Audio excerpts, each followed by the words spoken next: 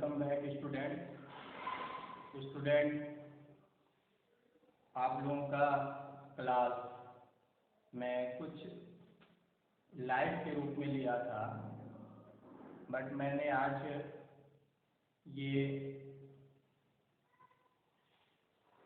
कह सकते हैं फैसला किया कि रिकॉर्डेड वीडियो आपको भेजूं। उसके पीछे दो तीन फैक्टर हैं। एक तो ये है कि आप लोग सही टाइम पे जुड़ नहीं पाते, बहुत सारे बच्चे जुड़ने में बहुत लेट लगा देते हैं, तो टाइम वहाँ पे काफ़ी इन्वेस्ट होता है। और दूसरी बात ये है कि उतने देर में उतना आउटपुट नहीं आ पाता है जितना एक रिकॉर्डेड वीडियो में आ जाती है। तीसरी चीज़ें ये है कि उसमें जितने लाइव में जुड़ पाते हैं बच्चे 2 4 10, उतने तक ही मेरी बात पहुंच पाती है और बाकी बच्चे इससे नदारद रह जाते हैं, इस तक नहीं पहुंच पाते। और जब उन्हें ये चीज़ नहीं मिलती तो फिर वो उससे जुड़ना भी नहीं चाहते, उसको देखना नहीं चाहते, आज क्या हुआ ये भी नहीं पूछना पसंद करते। तो मैंने सोचा कि आज जो मैं डेमोक्रेसी का अभी तक मैं कह सकता हूँ कि एक भी चैप्टर नहीं फिनिश कर पाया है, उसके लिए मैं आज आप लोगों को रिकॉर्डेड वीडियो भेजूंगा। इसके एक एपिसोड हम लोगों ने अटेंड किया था, वैसे 2 भी कर चुका है, लेकिन मुख्य रूप से जो पढ़ाई की दृष्टि से अगर देखा जाए तो एक वीडियो, एक एपिसोड, एक लेक्चर अटेंड किया है। और उसमें हम लोगों ने 1.1 को पढ़ा था कि व्हाट इज डेमोक्रेसी। सबसे पहले तो हमने चैप्टर की शुरुआत किया, ओवरव्यू किया, हमने ये सीखा कि पीछे हम क्या जानते हैं डेमोक्रेसी के बारे में। और इसके बाद फिर हम व्हाट इज डेमोक्रेसी के लिए जब शुरुआत करते हैं तो उसमें देखते हैं कि एक क्लास में कुछ बच्चों के द्वारा टीचर के साथ डिस्कशन होता रहता है और लास्ट में उसकी एक डिफिनीशन निकालते हैं कि डेमोक्रेसी एक फॉर्म है गवर्नमेंट का, कि democracy is a form of government in which the rulers are elected by the people. ठीक है, क्या सीखते हैं कि डेमोक्रेसी एक गवर्नमेंट का फॉर्म है जिसमें रूलर जो होता है वो पीपल के द्वारा इलेक्टेड किया जाता है। ठीक है, फिर हमने ये भी देखा कि क्या किसी कंट्री में, किसी देश में सिर्फ इतना ही सफिशिएंट है कि जो रूलर वो इलेक्टेड हो, कि उसके कुछ सर्टेन लिमिटेशन भी है। ठीक है, तो स्टूडेंट आइए आज हम लोग फीचर्स ऑफ डेमोक्रेसी पढ़ते हैं। ये एक टॉपिक कह सकते हैं कि लेंथी आज उतना ही सफिशिएंट हो जाएगा। वैसे इसके अंदर हम लोगों को टोटल 4 पॉइंट ही पढ़ने हैं, लेकिन इन पॉइंट्स को पहले हम लोग नहीं डिस्कस करेंगे और इससे पहले हम दुनिया में होने वाली घटनाओं को देखेंगे कि कुछ कंट्री में किस तरह की फिनोमिना चल रही है, सरकार बनाने की क्या क्या प्रोसेस चल रही है, और उसके बेस पे फिर हम डेमोक्रेसी के फीचर को सर्टिफाई करेंगे कि क्या फीचर हो सकता है। ठीक है, तो सबसे पहले कि हम लोगों को ये जानना है कि हम लोगों ने ये पहले सीख लिया था डेमोक्रेसी का डेफिनेशन। अभी फिर से एक बार मैंने बोला कि democracy is a form of government in which rulers are elected by the people. ठीक, अब आता है कि इसमें जब बात हम लोग कह देते हैं तो बहुत सारे क्वेश्चन रेज करने लगते हैं, बहुत सारे क्वेश्चन उठने लगते हैं। ये उठने लगती है कि रूलर कौन होगा। सबसे पहला question, who are the ruler in this definition. जो डिफिनीशन हमने कहा तो उस डिफिनीशन में रूलर कौन होगा। ठीक है, रूलर को पीपल इलेक्ट करेंगे, लेकिन वो रूलर बनेगा कौन। ठीक है, फर्स्ट चीज। सेकेंड थिंग ये है कि ऑफिशियल्स जो होंगे, ठीक है ना, जो अधिकारी लोग होंगे, जो कार्यकारी ऑफिशियल जिसको बोलते हैं, ठीक है, must be elected for any government to be called a democracy. मतलब अगर किसी भी गवर्नमेंट में ऑफिशियल्स को हम लोग इलेक्टेड करते हैं तो इसका मतलब उस गवर्नमेंट को हम डेमोक्रेसी कहेंगे। ठीक है, और फिर वो क्या क्या डिसीजन ऑफिशियल्स जो होंगे डेमोक्रेसी के, वो क्या क्या डिसीजन ले सकते हैं और क्या डिसीजन नहीं ले सकते हैं। ठीक है, ये बात आती है। फिर आता है कि जो इलेक्शन किस टाइप से कराया जाए तो वो एक डेमोक्रेटिक इलेक्शन कहलाएगा। ठीक है, किस तरह से हम बातों को उसमें रखें, क्या क्या क्राइटेरिया रहेगा, तो वो एक इलेक्शन, डेमोक्रेटिक इलेक्शन होगा। फिर उस डेमोक्रेटिक इलेक्शन में कौन ऐसा पीपल होगा जिसको रूलर इलेक्ट किया जाएगा, बात समझ में आ रही है, और कौन से लोग उस रूलर को चूज करने में इन्वॉल्व होंगे, बात ये भी तो है, ठीक है। और साथ ही साथ क्या सिटीजन जो होता है उसका कोई राइट भी होता है, किसी डेमोक्रेसी में कुछ राइट्स हैं क्या उसके पास, जिसके लिए वो सरकार से भी लड़ सकता है, ठीक है। फिर इसके बाद हम एक और बात करेंगे कि what kind of form of government is democracy, democracy में कौन सा फॉर्म जो होता है वो गवर्नमेंट का हो कि वो डेमोक्रेसी कहलाएगा, ठीक है। अच्छा, इसके बाद ये आता है कि क्या जो इलेक्टेड गवर्नमेंट हो जाता है डेमोक्रेसी में वो जो चाहे वही कर सकता है, कि उसके पास भी करने के लिए कुछ संवैधानिक रूल होते हैं, कॉन्स्टिट्यूशनल लिमिट्स होते हैं, और उसी लिमिट्स के अंदर उसको बंद करके काम करना होता है, ठीक है। ये सारी बातों को हम इसमें जानेंगे, ठीक है। अब आता है सबसे पहले major decision by elected leader. पहला मैं लिखा हूँ major decision by elected leader, बड़ा डिसीजन क्या ले सकता है इलेक्टेड लीडर। आइए देखते हैं इससे, और फिर इससे हम डिफिनेशन निकालेंगे या फीचर जानेंगे, पॉइंट सीखेंगे। इसके लिए हम एक स्टोरी जानने की, स्टोरी क्या है, रियल घटना है, हम पीछे के कंट्री से जोड़ेंगे जो अब तक हुई है, जिन्होंने कहा कि हम डेमोक्रेटिक गवर्नमेंट चला रहे हैं, लेकिन क्या हम देखेंगे उस फेनोमिना को, उनके यहाँ जो अकड़ हुई है कि वो क्या है, वो वास्तव में डेमोक्रेसी को फॉलो कर रहे थे। तो इसके लिए हम लोग पाकिस्तान में चलेंगे इस घटना को जानने के लिए, और जनरल परवेज मुशर्रफ का नाम बहुत बढ़िया से आप लोगों ने सुना होगा, ठीक है। वो अक्टूबर 1999 की बात होती है, ठीक है। वो एक मिलिट्री कूप का जनरल है, जनरल जैसा कि नाम है उनका परवेज मुशर्रफ, और वो क्या करते हैं कि डेमोक्रेटिकली जो गवर्नमेंट होते हैं उसको ओवरथ्रो कर देते हैं, यानी संवैधानिक पद से हटा देते हैं, और अपने आप को बोल देते हैं कि अब से जो चीफ एग्जीक्यूटिव कंट्री का होगा, कार्यकारी, मुख्य कार्यकारी जो होगा इस देश का, किस देश का, पाकिस्तान का, वो जनरल परवेज मुशर्रफ होते हैं। कब ये बात कह देते हैं, अक्टूबर 1999, अक्टूबर 1999, ठीक है। इसके बाद कुछ दिन के बाद बहुत सारी बातों में उसमें चेंज करते हैं, ठीक है, और चेंज करके वो सिर्फ एग्जीक्यूटिव अब तक बोलते हैं। तो 2002 में अपने आप को ये कहते हैं कि अब जो है 2002 से जनरल परवेज मुशर्रफ जो होंगे वो पाकिस्तान के प्रेसिडेंट होंगे, ठीक। अच्छा, अब इसके बाद उसके लिए वो क्या करते हैं 2002 में, ठीक है, वो रेफरेंडम कराते हैं। रेफरेंडम का मतलब होता है जनमत संग्रह कराते हैं कि हाँ देखो, लोगों को दिखाने के लिए कि देखो हमको पीपल लोग, वोट नहीं है, जनमत संग्रह एक है कि भाई पब्लिक को इकट्ठा कर लिया गया, वहां पे उनसे ये बात पूछी गई कि आप जनरल परवेज मुशर्रफ को पाकिस्तान का प्रेसिडेंट बनाना चाहते हैं कि नहीं, तो बहुत सारे लोग हाथ उठा दिए, तो उसका मतलब हो गया कि हाँ वो लोग चाहते हैं। और इसका दूसरा तरीका भी है, मतलब मिसाल मैं दे दिया कि ऐसे कराया जाता है, बहुत बृहद लोग होंगे तो उसमें हाथ उठाने का काम नहीं हो पाएगा, क्योंकि वो लोग पता नहीं चल पाए कौन उठाया कौन नहीं, तो उसके लिए छोटी प्रक्रिया होती है, और कह सकते हैं थोड़े से इलेक्ट्रोलर फॉर्म में कर दिया जाता है। तो ये एक था कि भाई वो जन्म रेफरेंडम कराते हैं, ठीक है, और इसके बाद रेफरेंडम करा करके अपनी जो, ठीक है, कह सकते हैं प्रेसिडेंटशिप जो होता है वो 5 ईयर के लिए एक्सटेंशन कर लेते हैं, यानी 5 ईयर के लिए बढ़ा देते हैं, ठीक है।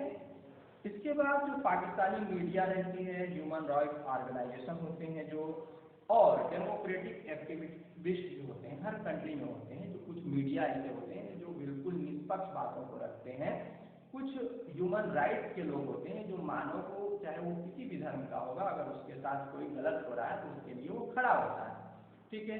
और एक तो डेमोक्रेटिक एक्टिविस्ट होते हैं, मतलब अपने यहाँ के सरकार को डेमोक्रेटिक रूप से लाना चाहते हैं।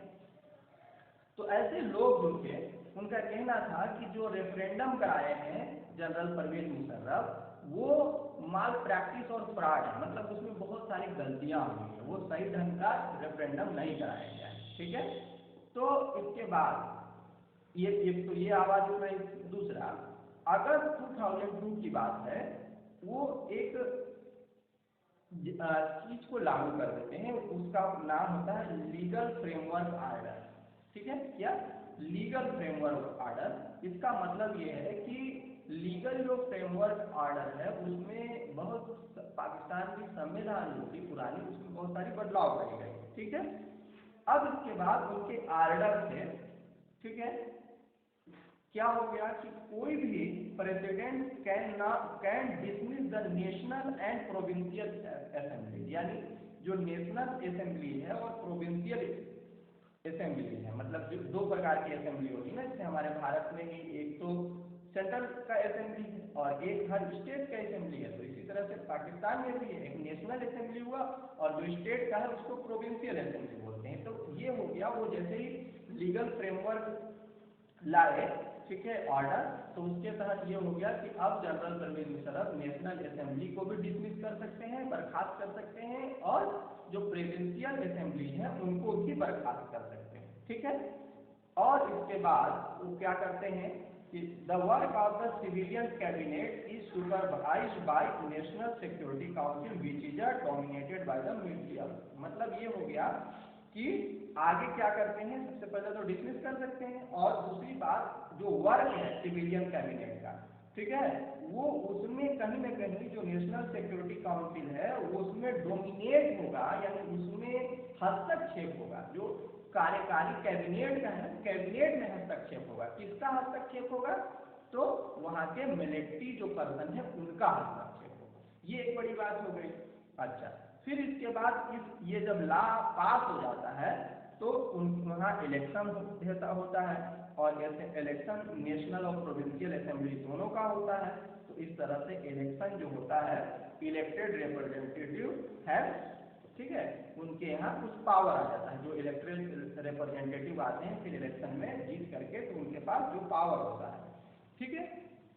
लेकिन आप जब देखेंगे तो जब पूरी तौर पे संविधान को जब बदल दिया गया, कैबिनेट में मिलिट्री पर्सन घुस गए, तो इसका मतलब हुआ कि कहीं न कहीं से जो पावर है वो मिलिट्री पर्सन के पास रेस्ट कर रहा है। जनरल परवेज मुशर्रफ जो हो रहे हैं उनके हेड हो रहे हैं, ठीक है। इसका, ठीक है, there are many reason why Pakistan under general should not be called a democracy. तो इस हम कह सकते हैं कि बहुत जो सारे रीजन है हमको इस बात को कहने के लिए कि जो जनरल परवेज मुशर्रफ के टाइम का जो पाकिस्तान में सरकार थी वो डेमोक्रेटिक गवर्नमेंट नहीं थी, ठीक है। उसमें से हम लोग एक बात पे ध्यान देंगे कि क्या रूलर जो इलेक्टेड है पीपल के द्वारा पाकिस्तान में, वो not by people many have elected their representative to the national and provincial establish, but those elected representatives were not really the rulers। ठीक है, मतलब क्या कहा गया कि ठीक है, वहां पे जब जनरल परवेज मुशर्रफ के टाइम का समय आता है तो उस दौरान भी लोग अपनी नेशनल असेंबली और प्रोविंशियल असेंबलीज के लिए पीपल को तो इलेक्ट करते हैं, बट रियल में अगर देखा जाए तो जो इलेक्टेड पर्सन है उसमें से कोई भी उनका गवर्नमेंट में पार्टिसिपेट नहीं है, क्योंकि general Parvez Musharraf overall head रह रहे हैं, ठीक है, तो वो तो इलेक्टेड है नहीं। अच्छा, इसका मतलब ये है कि जो इलेक्टेड लोग हैं वो फाइनल डिसीजन कोई भी नहीं ले सकते। फाइनल डिसीजन जो है वो अनइलेक्टेड पर्सन ले रहा है, ठीक है। अच्छा, इस और उसमें भी साथ साथ क्या है, आर्मी ऑफिशियल्स हैं और जनरल परवेज मुशर्रफ शामिल है, ठीक है। उसमें से कोई भी ऐसा इलेक्टेड पर्सन नहीं है कि उसमें क्या करे, वो डिसीजन ले। तो इस तरह से हम कह सकते हैं कि जो डेमोक्रेसी है पाकिस्तान का, उसमें कहीं ना कहीं मोनार्की सीप दिख रहा है, ठीक है। और they formally have an elected parliament and government, but the real power is with those who are not elected। क्या कहा गया कि पाकिस्तान में अगर देखा जाए तो जो पार्लियामेंट है वो तो इलेक्टेड है, लेकिन अगर ओवरऑल जो डिसीजन लेने का काम है या ये जितना भी है वो क्या है, अनइलेक्टेड पर्सन का है, या वो इलेक्टेड नहीं है, ठीक है ना। रियल पावर उसके पास है जो इलेक्टेड नहीं है, नॉट इलेक्टेड पर्सन है। तो हम कह सकते हैं कि ऐसे ही बहुत सारी कंट्री है उस दौरान देखा जाए तो जिनके पास जो रियल पावर है वो कहीं ना कहीं नॉट इलेक्टेड पर्सन के पास है या एक्सटर्नल पीपल के पास है, ठीक है। तो क्या हम ऐसे को डेमोक्रेटिक बोल सकते हैं? तो फिर हम उससे आधार पे एक फीचर निकालेंगे, यहाँ पे हम बोलेंगे कि जब हम इसको डेमोक्रेसी नहीं बोलेंगे तो डेमोक्रेसी बोलने के लिए क्या फीचर होना चाहिए इस बेस पे, ठीक है। तो ये हम लोगों को जो हिस्ट्री हम लोगों ने पढ़ा, जो एक छोटा सा केस स्टडी पढ़ा, इस केस स्टडी के बेस पे हम एक डिसीजन या एक फीचर का एक्सप्लेन करेंगे पॉइंट के रूप में। वो ये होगा कि जो फर्स्ट फीचर है डेमोक्रेसी का, डेमोक्रेसी में the final decision making power must rest with those elected by the people. क्या सीखा कि in a democracy the final decision, in a democracy the final decision making power, ठीक है, must rest with those elected by the people. मतलब final decision जो होना चाहिए वो निश्चित रूप से ऐसे पर्सन के पास होना चाहिए, वो क्या हो, पीपल के इलेक्टेड लोग होना चाहिए, पीपल के द्वारा जो इलेक्टेड हो, अगर फाइनल डिसीजन लेने वाला हो तो उसके पास ही वो चीज रहनी चाहिए। ये पॉइंट ये मिल गया, ठीक है। ये पॉइंट आपको बकायदा इंग्लिश में लर्न होना चाहिए। In a democracy the final decision making power rest, ठीक है, must rest with those elected by the people, उनके साथ होना चाहिए जो क्या हो, by the people, elected by the people. ये फाइनल डिसीजन लेने का पावर उनके पास रहना चाहिए, ठीक है। अब आइए free and fair electoral, free and fair electoral competition की बात करते हैं, ठीक है। इसके लिए हम लोग चाइना की बात करेंगे, है ना, अपने नेबर कंट्री है, और आप सब समझते भी होंगे कि बहुत सारे हमारे ये लोग विरोधी कंट्री हैं। वहां पर 5 साल के बाद चुनाव होता है हमेशा, ठीक है, और इस तरह से जो उनकी कंट्री होती है वो एक पार्लियामेंट्री गवर्नमेंट चलाता है, ठीक है। जो उसकी पार्लियामेंट्री गवर्नमेंट होती है, जैसे हमारे यहाँ के संसद बोला जाता है ना, ठीक है, तो उनके यहाँ भी एक नाम दिया जाता है, जरा आप उस नाम को याद रखे रहेंगे, क्वांगो रेंगमिन दाइबियाओ, ठीक है, दाहू, ये उनका अपने यहाँ का नाम है। उसका मतलब इंग्लिश में क्या हुआ, नेशनल पीपल्स कांग्रेस। क्या, नेशनल पीपल्स कांग्रेस। ये जो नेशनल पीपल्स कांग्रेस है वह power to appoint the president of the country, इसी के पास पावर है कि वो क्या करेगा, अपॉइंट करेगा कंट्री का प्रेसिडेंट कौन होगा, ठीक है। नियरली इसमें कितने हैं, 3000 मेंबर्स है जो इलेक्टेड होते हैं पूरे चाइना में, ठीक है। National Congress, national people Congress, ठीक है। उसमें से कुछ होते हैं वो आर्मी के लोग भी होते हैं, सब members are elected by the army, कुछ आर्मी के द्वारा भी इलेक्टेड मेंबर्स होते हैं, ठीक है। Before contesting election of candidate, अच्छा इसमें ये है कि इलेक्शन होने से पहले ये होता है कि जो भी कैंडिडेट खड़ा होना चाहता है वो खड़ा तभी होगा जब उसको परमिशन मिलेगा, अप्रूवल मिल जाएगा चाइना की जो कम्युनिस्ट पार्टी है, ठीक है, कम्युनिस्ट पार्टी ऑफ चाइना जो है पीपीसी जो है, उससे क्या करना पड़ेगा, उसको अप्रूवल लेना पड़ेगा, ठीक। अच्छा, उसके बाद only those who are members of the Chinese communist party or 8 smaller party allied to it were allowed to contest election held in 2002 to 3। 2002 और 3 में जो उसके यहाँ इलेक्शन होता है उसमें क्या बताया गया कि कम्युनिस्ट पार्टी ऑफ चाइना जो है वो पार्टिसिपेट करेगा, और भी जो छोटी 8 पार्टी हैं वही पार्टिसिपेट करेंगे जिनको कम्युनिस्ट पार्टी ऑफ चाइना क्या करेगा, अप्रूवल देगा, ठीक है। गवर्नमेंट जब वहाँ का देखा जाता है तो सदैव कौन गवर्नमेंट बनता है, हमेशा कौन सा गवर्नमेंट बनता है, कम्युनिस्ट पार्टी का ही गवर्नमेंट बनता है। तब से, कब से, सिंस इट्स इंडिपेंडेंस इन 1930, 1930 में जब उसका वो इंडिपेंडेंस होता है तब से, ठीक है, कब से, जब 1930 में इंडिपेंडेंस होता है तब से। मेक्सिको की अब बात कर रहे हैं, अभी तक तो चाइना को देखा कि चाइना में ये चल रहा है। मेक्सिको होल्ड इलेक्शन कराता है आफ्टर एवरी 6 ईयर, ठीक है, हर 6 साल बाद वहाँ इलेक्शन होता है। कहाँ पे? मैक्सिमो, ठीक है, मैक्सिको में, ठीक है। अच्छा, इसके बाद क्या है, वहाँ पर उसका प्रेसिडेंट भी इलेक्ट होता है।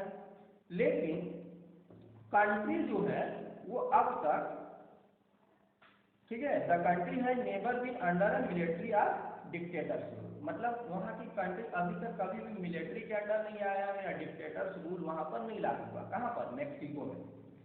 But until 2000 every election was, मतलब क्या कहा जा रहा है, 1930 से 1930 से 2000 तक हर बार कौन इलेक्शन जीतता था?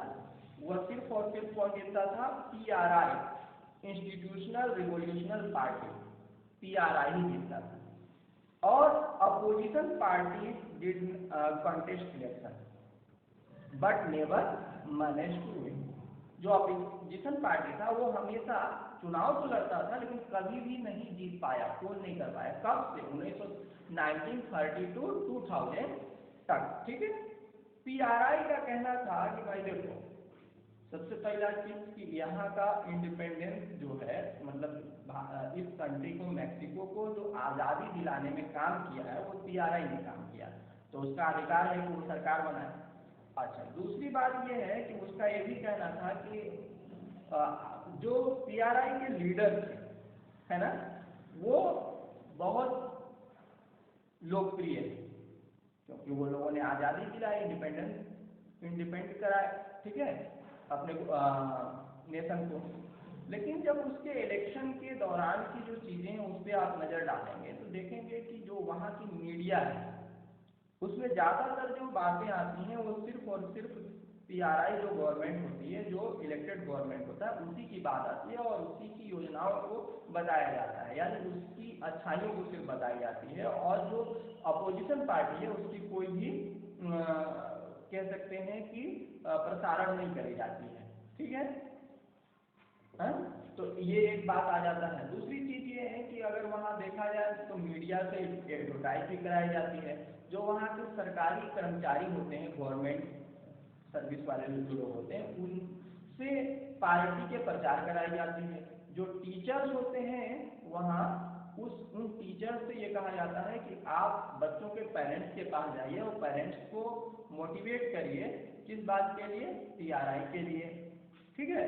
तो इस तरह से आप देख पाएंगे कि क्या वहाँ पर जो चुनाव हो रहा है वो एक फेयर चुनाव हो रहा है, और साथ ही साथ बहुत सारी और भी प्रॉब्लम थी, बहुत पैसा खर्च किया जाता था जो इलेक्टेड गवर्नमेंट रहता था चुनाव के दौरान। और दूसरी बात और क्या रहता था कि कभी समय समय पे कभी कभी इलेक्शन में बहुत गड़बड़ी करा दी जाती थी। गड़बड़ी कराने का मतलब ये है कि जैसे ये बना रहता था कि पोलिंग बूथ जो होगा वो गुटबेड़वा का भारतीय इंटर कॉलेज स्कूल में होगा, ठीक है। लेकिन जब इलेक्शन होने के दिन होता तो पता चलता कि इलेक्शन गुटबेड़वा का भारतीय इंटर कॉलेज में नहीं होगा, बल्कि वो शिफ्ट होकर के और चला गया लाइन के उस पार किसी प्राइमरी स्कूल में, ठीक है। तो ऐसे कंडीशन में होता ये था कि जो लोग वोट देना चाहते थे, जब ये शिफ्ट हो जाता था तो फिर वो वोट देने नहीं जाते थे। और इस तरह से उनको ये जब लगता था कि इस इलाके में पोलिंग बूथ होगी तो किसी दूसरे पार्टी को ज़्यादा वोट मिल जाएगा, वहाँ जब होगा तो इस पार्टी के लोग वहाँ नहीं पहुँच पाएंगे और वोटिंग ज़्यादातर मेरी होगी। तो इस तरह से आप देख सकते हैं कि वहाँ पर इलेक्शन को फेयर नहीं कराया जाता, ठीक है। तो यही बात हम लोग करें, free and fair electoral competition होना चाहिए। तो आपने देखा कि इस तरह के बातों को हम लोग अगर देखते हैं इलेक्शन में कि फ्री और फेयर इलेक्शन नहीं हो रहा है, तो हम ऐसी सरकार को, जिस कंट्री में भी होगा, उसको हम डेमोक्रेटिक कंट्री नहीं बोलेंगे। इस तरह से एक फीचर को हम और ढूंढ लेते हैं। वो क्या है कि democracy must be based on a free and fair election where those currently in power have a fair chance to losing. ठीक है ना, क्या सीखा कि यहाँ पर, ठीक है ना, पेज नंबर 6 पे एक पॉइंट आता है ब्लैक करके लिखा हुआ, ये सारी पॉइंट्स आप लोग क्या कर लेंगे, लर्न कर लेंगे। बाकायदा इंग्लिश में आप लोगों को लर्न होना चाहिए, क्योंकि आपके पास आंसर आएगा सीधे सीधे लिखने के लिए। तो यहाँ पे ये बताया जा रहा है कि जब भी डेमोक्रेसी अगर कोई नेशन अपने आप को करता है तो उसके लिए जो भी वो इलेक्शन कराता है, वो इलेक्शन में ये फेयर और बिल्कुल क्या होना चाहिए, फेयर और फ्री इलेक्टोरल कॉम्पिटिशन होना चाहिए, जिसमें कि पूरा चांस हो कि जो करेंटली गवर्नमेंट है उसकी अपनी सरकार को लूज करने का पूरा चांस हो, पीपल के पास उसको लूज करा सकते हैं अगर वो चाहते हैं। अगर खुश हैं उस गवर्नमेंट से तब तो बात कोई दिक्कत नहीं, लेकिन फ्री और फेयर कंपटीशन के साथ अगर वो जीत करके आते हैं बार बार तब सही है। बट उसमें कहीं भी अगर किसी तरह का कोई भी धोखाधड़ी करी जा रही है तो वो डेमोक्रेसी का जो प्रिंसिपल है उससे अलग हो जाता है। ठीक, अब आता है स्टूडेंट थर्ड बात है one person one vote one value. जैसे ही ये बात आती है तो मैं आप लोगों को ले चलता हूँ इंडिया में। तो आप लोगों को लगता होगा हम ले चलता हूँ कहीं करके फिर इंडिया में, तो इंडिया में ले चलने का मतलब ये हुआ कि अभी का इंडिया नहीं, इंडिया में 90 प्रीवियस में चलता हूँ, जिस वक्त आप लोग शायद लगता होगा कि इंडिया में महिलाओं को, वुमेन्स को हर टाइम से वोटिंग करने का राइट मिला हुआ है, बट ऐसा नहीं है। जब हमारे पास ब्रिटिश के ज़माने में इंडिया में इलेक्शन होता था तो उस दौरान बहुत सारे टाइम तक उन लोगों को राइट नहीं मिला था, किस बात को करने के लिए, इलेक्शन करने के लिए। ठीक है, 1919 का एक भारत का कॉन्स्टिट्यूशन आता है। ठीक है, 1919 में 1919 का भारत अधिनियम जो आता है तो उसमें वुमेन्स को ये राइट मिलता है कि अब वो क्या कर सकते हैं, इलेक्शन में कंपटीशन पार्टिसिपेट कर सकते हैं, इलेक्शन में वोटिंग कर सकते हैं। ठीक है, तो ऐसे ही आप देखेंगे जब तो बहुत साल पहले जो है वो उसमें सभी लोगों को, मेल में भी ये अधिकार नहीं था कि वो वोटिंग कर सकते हैं। ठीक है ना, तो जब वो वोटिंग नहीं कर सकते हैं, सऊदी अरेबिया की अगर हम लोग बात करें 2016 तक सऊदी अरेबिया में औरतों को वोट देने का अधिकार नहीं था। ठीक है, Estonia had made its citizenship rule in such a way that people belonging to a Russian minority find it difficult to get the right to vote। क्या करा, इस्टोनिया एक कंट्री है, उसमें ये देखा जाता था कि जो लोग रसिया के माइनॉरिटी लोग हैं, जो रसिया के अल्पसंख्यक लोग हैं, उनको वोट का अधिकार पाने के लिए काफ़ी प्रॉब्लम होती थी, काफ़ी परेशानियों से उनको वोटिंग करने का पावर मिलता था। ठीक है, फिजी की बात करेंगे, फिजी की जो इलेक्ट्रोल सिस्टम था उसमें ये देखा जाता था कि जो इंडियन फिजियन है, ठीक है, इंडिया से जो लोग आकर के, ठीक है, फिजी में रहते हैं, उन लोगों को जो इलेक्ट्रल पार्टिसिपेट था उसमें उनको इलेक्शन में पार्टिसिपेट करने का पावर नहीं दिया गया था, राइट नहीं दिया गया। ठीक है ना, तो इस तरह से हम देख सकते हैं कि डेमोक्रेसी जो होता है वो बेस्ड होता है fundamental principle of political equality. ठीक है, पॉलिटिकल इक्वलिटी के फंडामेंटल प्रिंसिपल पे, और वो क्या कहता है, तो वो हमारा थर्ड फीचर बोलता है। और थर्ड फीचर क्या करता है, इन अ डेमोक्रेसी, डेमोक्रेसी में क्या होना चाहिए, each adult citizen must have one vote and each vote must have one vote. क्या कहा जा रहा है कि डेमोक्रेटिक जहां भी हो, ठीक है, जहां भी डेमोक्रेसी हो वहां के जो भी एडल्ट लोग हों उनको क्या होना चाहिए, हर एक सिटीजन का एक वोट होना चाहिए, और वो एक वोट की वैल्यू भी कितनी होनी चाहिए, हर एक सिटीजन का एक वैल्यू होना चाहिए, चाहे वो भारत का गरीब से गरीब आदमी क्यों न दे, या किसी कंट्री जो डेमोक्रेसी अपने आप को डेमोक्रेटिक बोलता होगा उस कंट्री का गरीब से गरीब अपाहिज हैंडीकैप्ड आदमी भी वोट दे तो उसकी वोटिंग एक हो, और वहाँ का रिचेस्ट पर्सन भी अगर वोट करे तो उसकी वोट की वैल्यू कितना हो, वोट एक हो, और सबको, अगर वहाँ का कोई भी नागरिक एडल्ट हो तो उसको वोट का राइट होना चाहिए। ठीक है। थर्ड है student rule of law and respect for right. Rule of law, कानून का नियम होना चाहिए, कानून जो है उसके तहत चलनी चाहिए बात यहाँ जितने भी रूल्स हो, और रिस्पेक्ट होना चाहिए वहाँ के अधिकारों का, लोगों के जो भी अधिकार है उसके लिए। आइए चलते हैं हम लोग यहाँ जिम्बाब्वे। जिम्बाब्वे इंडिपेंडेंस जो है अपने आप को पाता है। व्हाइट जो माइनॉरिटी होते हैं, जो गोरे अल्पसंख्यक लोग होते हैं, वहाँ जिम्बाब्वे में राज करते हैं, तो उससे वो इंडिपेंडेंस होता है कब? 1980 में, हमसे बाद में, ठीक है। सिंस देन, तब से, कब से? 1980 से कंट्री का एक जानू पीएफ होते हैं, उन्हीं के द्वारा रूल किया जाता है, ठीक है। The party that lead the freedom and struggle. जानू पीएफ जो है ये एक पार्टी है, तो वो हमेशा वहां पे रूल करते हैं। और वो क्यों रूल करते हैं? क्योंकि उनका कहना है कि हम फ्रीडम स्ट्रगल में पार्टिसिपेट किए हैं। और उनके लीडर हैं रॉबर्ट मुगाबे, ठीक है। वो कंट्री पे सबसे रूल कर रहे हैं, कब से? 1980 से। अच्छा, और इसके बाद इलेक्शन जब भी होता है तो होता तो है रेगुलरली, लेकिन हमेशा कौन जीत जा रहे हैं? जानू पीएफ जीत जा रहे हैं, ठीक है। और प्रेसिडेंट के रूप में हमेशा कौन हो जा रहे हैं? मुगाबे हो जा रहे हैं, ठीक है।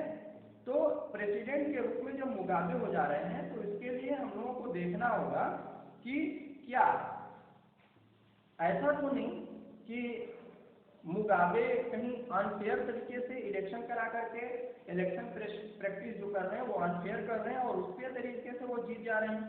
Over the year this government change the constitution several times to increase the power of the president and make him less accountable, ठीक है।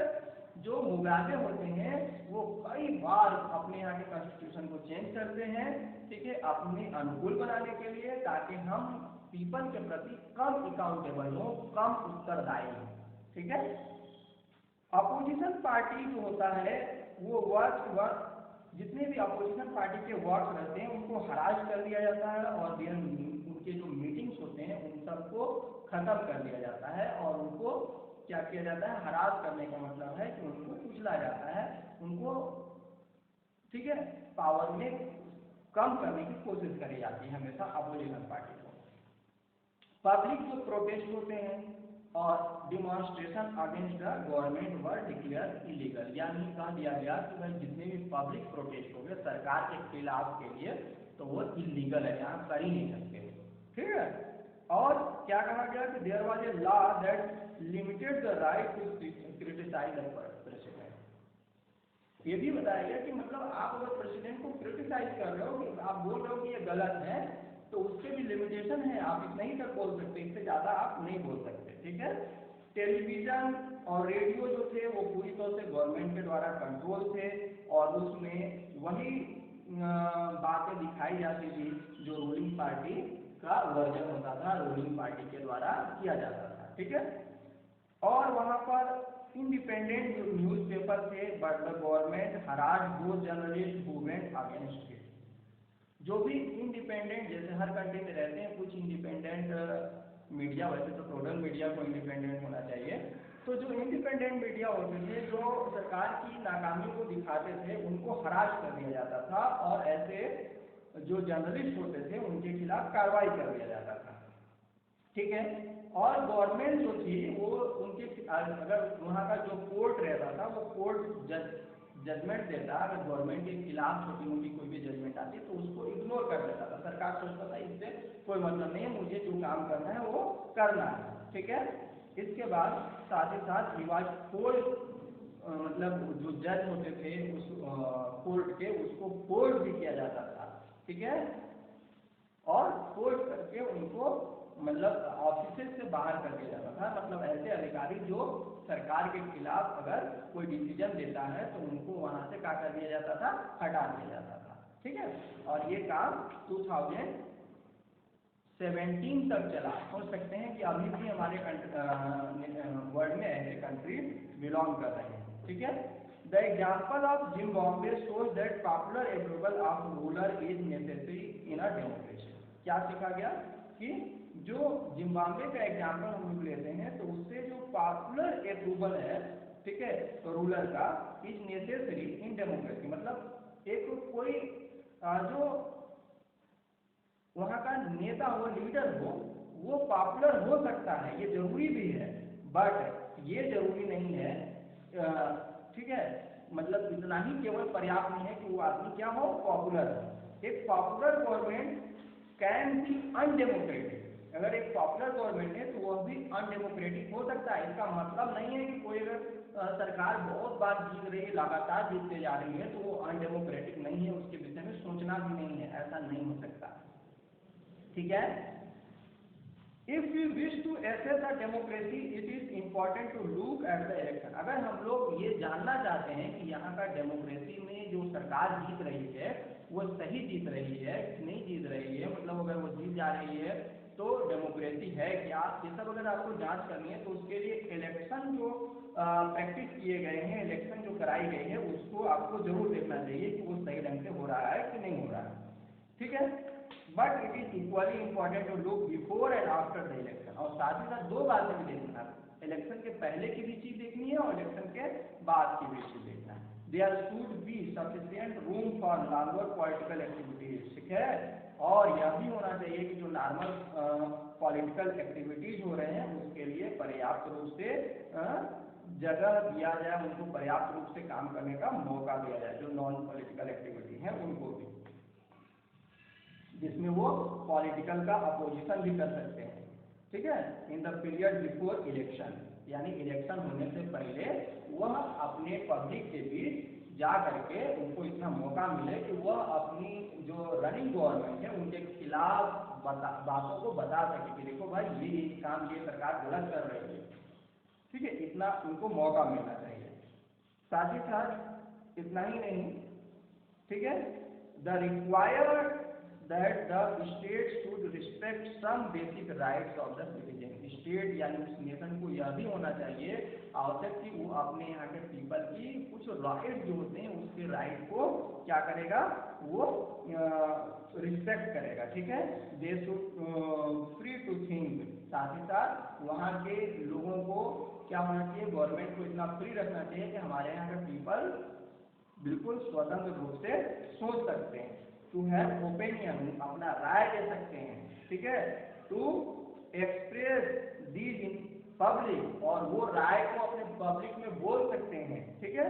टू क्या होना चाहिए उनके पास, टू फॉर्म एसोसिएशन, उनको संगठन बनाने का अधिकार होना चाहिए, to protest and take other political action, protest यानी विरोध करने का भी पावर होना चाहिए, और भी कोई भी पॉलिटिकल एक्शन लेने का भी उनके पास क्या होना चाहिए, राइट होना चाहिए। Every should be equal in I of law, और हर पीपल, हर आदमी वहाँ का कानून के नजर से एक होना चाहिए, समान होना चाहिए, चाहे वो उस देश का रिच पर्सन हो, चाहे उस देश का गरीब हो, चाहे उस देश का प्रेसिडेंट हो, चाहे उस देश का एक छोटा सा कर्मचारी हो, ठीक है। This right must be protected by any and independent judiciary, और अगर वो राइट को प्रोटेक्ट करने का काम किसको मिलना चाहिए, एक इंडिपेंडेंट जो जुडिशरी हो उसको मिलना चाहिए, वो उसको प्रोटेक्ट करके रहे, ठीक है। ये सब चीज़ों का हम बहुत डिटेल में जो फीचर पढ़े हैं, आगे हमारे पास चैप्टर आएंगे जो 3, 4, 5, इन सब में हम लोग डिटेल से इसको स्टडी करेंगे, ठीक है। अब आता है स्टूडेंट कि जब हम लोगों ने इस तरह की बातें देखा तो हम लोगों को ये एक फीचर मिल जाता है कि जो फोर्थ फीचर है वो ये है कि democratic government rules within limits set by constitutional law and citizen right, ठीक है। यानी जो डेमोक्रेटिक गवर्नमेंट है उसको रूल करना चाहिए कुछ विद इन लिमिट, यानी कुछ सीमाओं के अंतर्गत, जो सीमाएं सेट्स ऑफ लिमिट जो हो उनके विद इन काम करना चाहिए, और साथ ही साथ जो कॉन्स्टिट्यूशनल लॉ है, सिटीजन राइट है, उनको भी ध्यान देना चाहिए। उन सब के अंदर अगर कोई काम करता है तभी जाकर के वो डेमोक्रेटिक गवर्नमेंट कहलाएगा, ठीक है। इस तरह से स्टूडेंट हम लोग आज फीचर्स को कंप्लीट करते हैं। आगे है समरी अब तक के डिफिनीशन का। ठीक है, तो हम लोगों ने डिफिनीशन क्या देखा था कि डेमोक्रेसी एक फॉर्म है in which governments are elected by the people, इतना सीखे थे। अब आता है कि डेमोक्रेसी में हम लोगों को क्या है मिलना। तो डेमोक्रेसी जो है उसमें according to democracy is a form of government, इसमें क्या होना चाहिए, rulers elected by the people, ठीक है, इलेक्टेड होना चाहिए पीपल से, ऑल द मेजर डिसीजन, और वो सारे बड़े डिसीजन को ले सकता है।